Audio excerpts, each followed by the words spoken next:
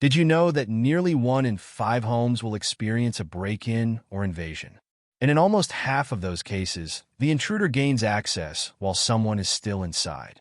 Tonight, we're delving into the kind of terror that doesn't come from the supernatural, but from the all-too-real horrors of home invasions and stalkers, when the places we consider safest become the settings for our darkest fears. Story 1. The Open Window. I used to live in a small suburban neighborhood, the kind where everyone knows everyone and nothing bad ever seems to happen. My house sat at the end of a cul-de-sac, and I always felt secure. It was late one summer night, around 2 a.m., and I was lounging in the living room, watching TV. The air was warm, so I had the windows open to let in a breeze. I remember feeling a sudden chill, which was strange because the night was so humid. I brushed it off as a momentary draft and continued watching my show. After about 10 minutes, I noticed something odd out of the corner of my eye. The curtains of the window nearest me swayed slightly, like they were caught by the wind. But there was no breeze. A creeping sense of unease washed over me as I realized that the curtain wasn't swaying because of the wind. It was swaying because someone outside was pulling it, just enough to peer in. My heart skipped a beat, and I froze, staring at the fabric, hoping it was just my imagination. But then I saw it, someone was standing inches away from me, just on the other side of the glass, watching me in my own home. I wanted to scream, to move, to do anything, but I was paralyzed with fear. After what felt like an eternity, the eye disappeared, and the curtain fell still. I jumped up and ran to the window, slamming it shut and locking it. My hands were trembling so badly I could barely turn the latch. I checked every window and door, making sure everything was locked.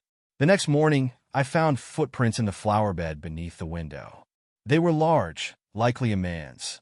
I couldn't shake the feeling that whoever it was, they had been watching me for a while, studying my habits, waiting for the right moment to approach. After that night, I never left my windows open, no matter how hot it got. The sense of safety I once felt in my home was shattered, and I couldn't shake the image of that eye, staring at me from the darkness. Story 2. The Disappearing Items. I had just moved into a new apartment, a cozy one-bedroom in a relatively quiet part of the city. It was my first time living alone, and I was excited about the independence. The first few weeks went by without a hitch. I'd come home from work, make dinner, and unwind with a book or TV. But then, small things started to go missing. At first, I didn't think much of it: a set of keys, a hairbrush, a single sock. I figured I was just being forgetful, misplacing things in the chaos of moving in. But then the disappearances became more frequent. A plate from the kitchen, a pair of shoes, even food from my fridge. It was unsettling, but I rationalized it, thinking maybe I was just exhausted from work and not paying attention. One night, I came home to find the front door slightly ajar. My heart dropped into my stomach as I realized I hadn't left it that way. I hesitated at the threshold, trying to convince myself that maybe I hadn't closed it properly that morning. But deep down, I knew something was wrong. I stepped inside cautiously, scanning the apartment. Everything looked normal at first glance, but I could feel it. Someone had been there. I checked the kitchen and noticed a glass on the counter. I hadn't used it. My bedroom was next, and as I entered, a cold sweat broke out on my skin. The bed was made, just as I'd left it, but something was off. The closet door was slightly open. I never left it like that. I walked over slowly, every step heavy with dread. I took a deep breath and flung the door open. The closet was empty, but the feeling of being watched was overwhelming. I felt exposed, like someone was standing just behind me, breathing down my neck. I spun around, but there was no one there. That night, I didn't sleep. I sat in the living room with every light on, gripping a kitchen knife, listening to every creak and groan of the building. The next day, I had the locks changed, but the feeling of unease never went away. I kept finding things out of place. Small objects moved just enough to let me know someone had been there. Eventually, I moved out, unable to shake the fear that someone had been watching me all along, coming and going as they pleased, leaving behind nothing but a trace of their presence. Story 3. The Staircase Creaks. Growing up, My bedroom was on the second floor of our old family home. The house was full of creaks and groans, typical of a building that had seen decades of wear and tear. I was used to the sounds, but there was one creak that always made my skin crawl: the stairs leading up to the second floor. They had a distinct sound, one that you could hear clearly even with your door closed. One night, I was lying in bed, scrolling through my phone. It was late, probably around 1 a.m., and the house was silent. My parents were asleep, and the only light came from my phone screen. As I was about to drift off, I heard it, the unmistakable creak of the first step. My heart skipped a beat, but I tried to convince myself it was nothing, just the house settling. Then came the second step, and the third. Someone was walking up the stairs. I held my breath, listening as each step creaked louder, closer. I knew the sound so well, I could tell exactly where they were. Halfway up now, near the landing. I couldn't move, couldn't scream.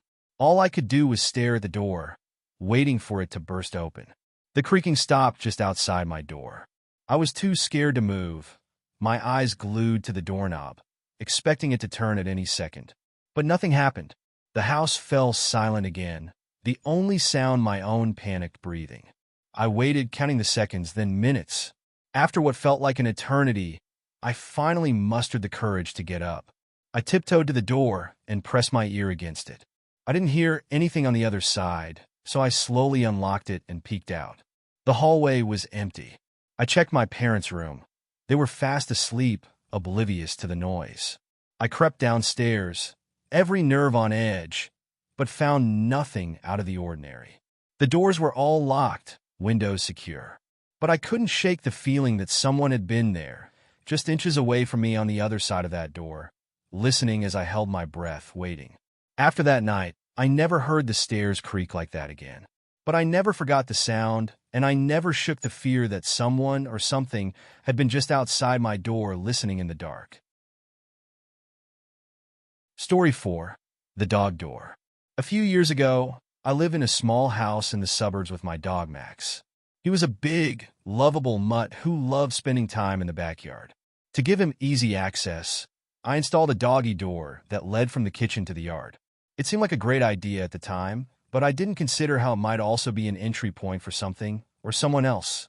One night, I was awakened by Max growling low in his throat. It wasn't his usual bark. This was different, more menacing. I sat up in bed, heart pounding, listening. The house was quiet, but Max wouldn't stop growling. I called out to him, but he didn't come. That's when I heard it, a soft thud coming from the kitchen. I grabbed my phone and quietly got out of bed, creeping down the hallway. Max was standing in the kitchen, his body tense, staring at the doggy door.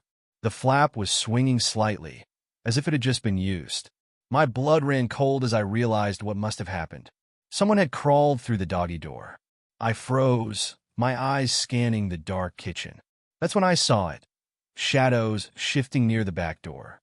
There was someone there, crouched low, trying to stay out of sight. I could feel my pulse in my ears as I backed up slowly, reaching for the nearest object to defend myself. Max was still growling, his gaze fixed on the intruder. Without thinking, I hit the light switch, flooding the kitchen with light. The person bolted, scrambling back through the doggy door. I caught a glimpse of him, a man thin, wearing dark clothes. He was gone in an instant, disappearing into the night. I locked the back door and immediately called the police. They arrived quickly and searched the area, but found no trace of him. The officer told me it was likely a burglar looking for an easy way in, but that didn't make me feel any better. The thought of someone crawling through that small door while I was sleeping just feet away was horrifying. The next day, I boarded up the doggy door and installed extra locks on all the doors and windows.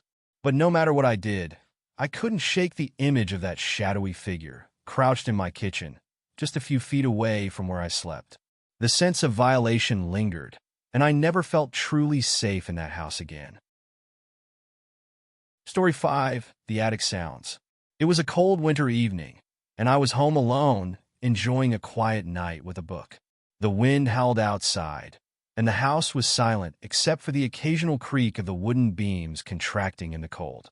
I had always loved this old house, with its high ceilings and character. But there was one part of it I avoided, the attic. The attic had always given me the creeps, even though it was just a storage space. I'd only been up there a few times, but something about the narrow stairs and the way the light didn't quite reach the corners made me uneasy. That night, as I read, I heard a soft thump above me. I froze, my eyes darting to the ceiling. It was faint, almost like something had been dropped. I tried to convince myself it was just the wind, or maybe a squirrel that had found its way in. But then I heard it again, louder this time. My heart began to race. The sound was unmistakable, footsteps. Slow, deliberate footsteps crossing the attic floor. I set my book down, listening intently. The steps moved back and forth, pausing every few feet, as if someone was searching for something. I had a choice: ignore it and hope it went away, or confront whatever, or whoever, was up there. I didn't want to go up those stairs, but I couldn't just sit there knowing someone might be in my house.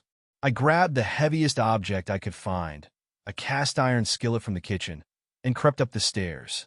The attic door was closed, but I could still hear the faint sound of movement on the other side. My hand trembled as I reached for the doorknob. I took a deep breath and pushed the door open. The attic was dark, except for a sliver of moonlight coming through the small window. I stepped inside, every sense on high alert. The air was thick with dust, and I could smell the old wood and insulation. I scanned the room, but I didn't see anything out of the ordinary, just the usual boxes and old furniture. Then, from the far corner, I heard it again, a soft shuffle like someone shifting their weight. My heart pounded in my chest as I edged closer. I could barely see in the dim light, but I knew something was there. I raised the skillet, ready to strike, and stepped forward. Suddenly, the sound stopped. I stood there, holding my breath, waiting, but the attic was silent. I slowly backed out of the room, not taking my eyes off the corner where the sound had come from. I closed the door behind me and bolted down the stairs. I didn't sleep that night, too afraid of what might still be up there. The next day, I had the attic professionally inspected, but they found nothing. No sign of an intruder, no animal, nothing out of place. I wanted to believe it had all been in my head, but deep down, I knew what I'd heard. From that day on, I never went back into the attic. I moved out as soon as I could, but the memory of those footsteps, slow, deliberate, and far too human, still haunts me to this day. Story 6. The Hidden Cameras. I had recently moved into a charming, older house in a quiet neighborhood. It was the kind of place where everyone knew each other, where kids played in the streets and neighbors chatted over fences. I was excited to start this new chapter of my life, and the house felt like a fresh start. It was an old Victorian with character and creaky floors, but it felt like home. A few weeks after moving in, I began to notice small, almost imperceptible changes around the house. A picture frame would be slightly tilted, a chair moved just an inch out of place, or a drawer that I knew I'd closed would be left open. At first, I chalked it up to my own absent-mindedness or the quirks of an old house. But as time went on, the changes became more frequent and more unsettling. One day, I came home from work and found my bedroom window wide open. I was certain I had closed it that morning. It was winter, and the last thing I'd want was the cold air seeping in. A gnawing fear settled in my stomach, and I felt like I was being watched. The feeling was so intense that I started checking the locks on every door and window multiple times before I went to bed. The final straw came one evening when I noticed something small and metallic on the floor near my bed. I picked it up, and my blood ran cold. It was a tiny camera, the kind you see in spy movies, hidden so well that I wouldn't have noticed it if it hadn't fallen from its perch. My heart pounded in my chest as I realized what this meant.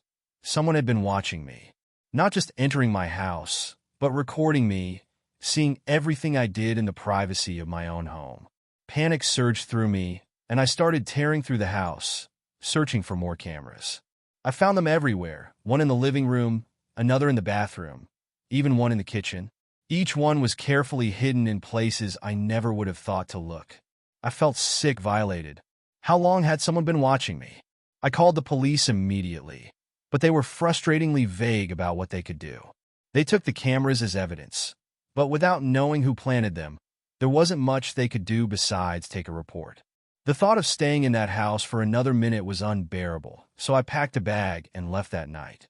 In the days that followed, I became paranoid, constantly looking over my shoulder, wondering if whoever had been watching me was still out there, tracking my movements.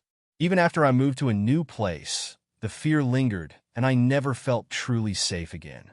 The cameras may have been removed, but the memory of being watched, of my most private moments being observed by some unknown intruder, haunted me long after I left that house behind. Story 7. The Locked Room. I used to live in a small, two-bedroom apartment on the third floor of an older building. It was the kind of place where the walls were thin, and you could hear your neighbors arguing or laughing late into the night. My apartment had a quirky layout, with one bedroom that I rarely used. It was more of a storage room, where I kept boxes and old furniture. One night, I came home late from work, exhausted and ready to collapse in a bed. As I walked down the hallway to my bedroom, I noticed something strange. The door to the storage room was slightly ajar. I never left it open. In fact, I almost never even went in there. My first thought was that maybe the wind had somehow blown it open, even though there were no windows in that room. But as I got closer, I noticed something even more unsettling. The door wasn't just ajar, it was broken. The lock had been pried open. I stood frozen in the hallway, trying to process what I was seeing. Someone had been in my apartment, had forced their way into that room. I felt a cold sweat break out on my skin as I pushed the door open all the way, revealing the dark, cluttered room beyond. The boxes and furniture were in disarray, as if someone had been rummaging through them, searching for something. I backed out of the room, heart racing, and grabbed my phone to call the police. As I waited for them to arrive, I sat in my living room, every noise amplified in the silence. The police arrived quickly, but after a thorough search, they found no one in the apartment. They checked the windows and doors. Everything else was locked and secure. They told me it was possible that someone had broken in earlier in the day while I was at work, but that didn't explain the creeping sense of unease that settled over me. The next day, I couldn't shake the feeling that something was wrong. I decided to go back into the storage room and see if anything was missing. As I started going through the boxes, I noticed something strange. Buried at the bottom of one of the boxes was a small, folded piece of paper. I unfolded it, and my heart dropped. It was a handwritten note that simply said, "I've been watching you." The note was old, yellowed with age, and the handwriting was unfamiliar. My mind raced with questions. How long had this person been watching me? Had they been in my apartment before? The thought of someone sneaking into my home, rifling through my things, and leaving a note like some twisted calling card filled me with dread. I moved out of that apartment as soon as I could, unable to shake the feeling of being watched. Even in my new place, I found myself constantly checking the locks, peeking out the windows, and jumping at every noise. Whoever had been in that storage room, they had left more than just a broken lock and a note. They had left a scar on my sense of safety that I knew would never fully heal. Last story. The face at the window. I grew up in a rural area, miles away from the nearest neighbor. Our house was an old farmhouse surrounded by woods on all sides, the kind of place where nights were pitch black and the silence was deafening. It was the kind of house that creaked and groaned, where you could hear the wind howling through the trees, and where the darkness seemed to press in on you from every angle. One night, when I was about 16, I was home alone. My parents had gone out for the evening, leaving me to watch the house. It was a cold, clear night, and the moon was bright, casting eerie shadows across the yard. I had settled in the living room, watching TV with all the lights on, when I heard a soft tapping sound. At first, I thought it was just a branch scraping against the window, but the tapping was too rhythmic, too deliberate. I muted the TV, and the tapping stopped. I waited, listening intently, but all I heard was the wind. I convinced myself it was nothing and turned the TV back on. A few minutes later, the tapping started again. This time it was louder, more insistent. I felt a chill run down my spine as I realized it was coming from the window right behind me. My heart pounded in my chest as I slowly turned around, dread pooling in my stomach. There in the window was a face, pale, gaunt, and expressionless, with eyes that seemed to bore into me. It was pressed right up against the glass, watching me with a cold, unsettling intensity. I screamed and scrambled off the couch, backing away from the window as fast as I could. The face didn't move, didn't react, it just stared. I ran to the front door, flinging it open and stepping outside, hoping to scare whoever it was away. But when I got outside, there was no one there. I circled the house, checking every window, every shadowed corner, but I found nothing. The only sound was the wind rustling through the trees, and the only movement was the swaying of the branches. I rushed back inside and locked all the doors, my hands trembling. I didn't know what to do. I was too scared to stay, but I was too terrified to go back outside. I called my parents, my voice shaking as I told them what had happened. They rushed home, but by the time they arrived, whoever had been at the window was long gone. My dad searched the property, but he found no footprints, no signs that anyone had been there. But I knew what I had seen. Those eyes, that face, burned into my memory. For weeks after that night, I couldn't sleep without the lights on. I kept imagining that face, pressed up against the glass, watching me from the darkness. Even now, years later, I can't shake the fear that someone, somewhere, is still watching me, waiting for the right moment to tap on the window again. Each of these stories reminds us of the terrifying reality that sometimes the greatest dangers come not from the outside, but from within our own homes. The sudden loss of security, the chilling realization that someone has been watching, waiting, lurking in the shadows. These aren't just stories. They are real, lived experiences that leave a scar long after the intruder is gone. As you turn out the lights tonight, double-check the locks, and be mindful of those subtle, eerie details we often overlook. Your safety is not something to take for granted. Stay vigilant, stay aware, and remember, sometimes the real horror is much closer than you think.